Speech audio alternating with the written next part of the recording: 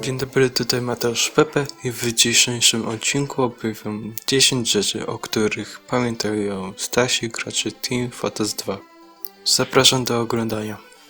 Od 20 lipca 2011 roku pociski wyżywaczki Crew 5000 wyglądały inaczej.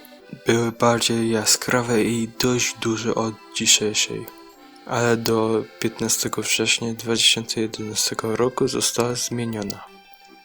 Przed trybem swobodnym był Quick Play, który umożliwia, jak mówi nazwa, na szybsze wyszukiwanie serwerów, nie tylko oficjalne.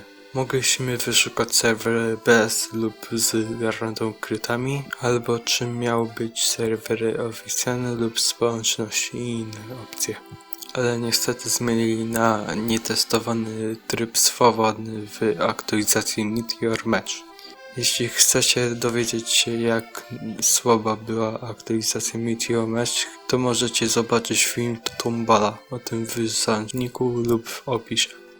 8 lipca 2014 roku dodano Manko Beta Maps. W Manko Beta Maps miał być wczesny dostęp do map zrobionych przez twórców Team Fortress 2. W pakiecie był mapy RD Asteroid i PL Cactus Canyon, a potem dodali wczesną wersję podaniówki i Manpower. Niestety w 2017 roku Manko Beta Maps zostało usunięte, ale na całe szczęście podaniówka i Manpower wyszły z bety.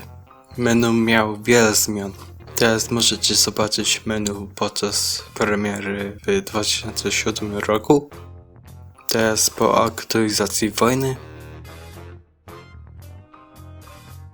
I w 2011 roku podczas Uber Update zmienili menu, które bardzo wygląda jak na dzisiejszy.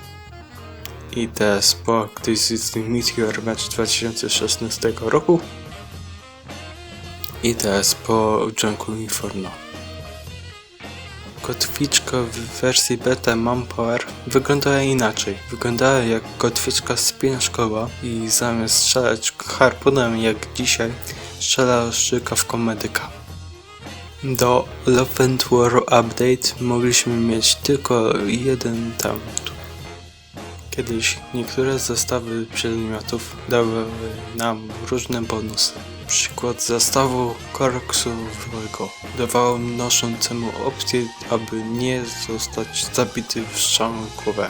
Albo dostawa specjalna, która dawała plus 25 maksymalnego zdrowia dla noszącego. Zostało usunięte w 10 lipca 2013 roku z powodu niefairnego traktowania graczy, których nie płacili. Dokładnie free to play.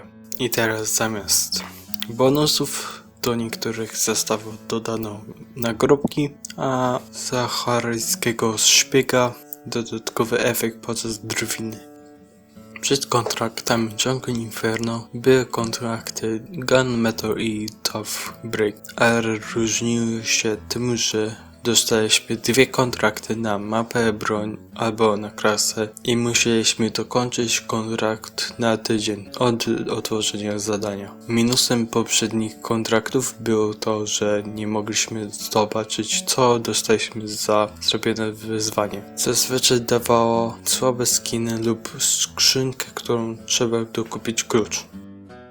Tryb Competitive miał wiele wersji. Od stress testów, potem do bety i znowu do stress testów, ale w lipcu 2016 roku wyszła pełna wersja Competitive. Ale niestety tryb Competitive jest mega średni i dostaje się tylko medal, który inni nie mogą zobaczyć.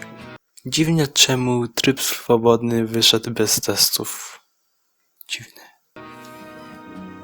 Rakietowy skoczek i bombowy skoczek mieli wiele drastycznych zmian wyglądu broni. Podczas wydania broni wyglądały jak stoki. Potem w aktualizacji z 15 września 2011 roku dodaje unikalne tekstury broni i bomb. Jako mini ciekawostka mogę dodać, że do aktualizacji 16 września 2013 roku bombowy skoczek mógł mieć tylko dwie aktywne bomby naraz.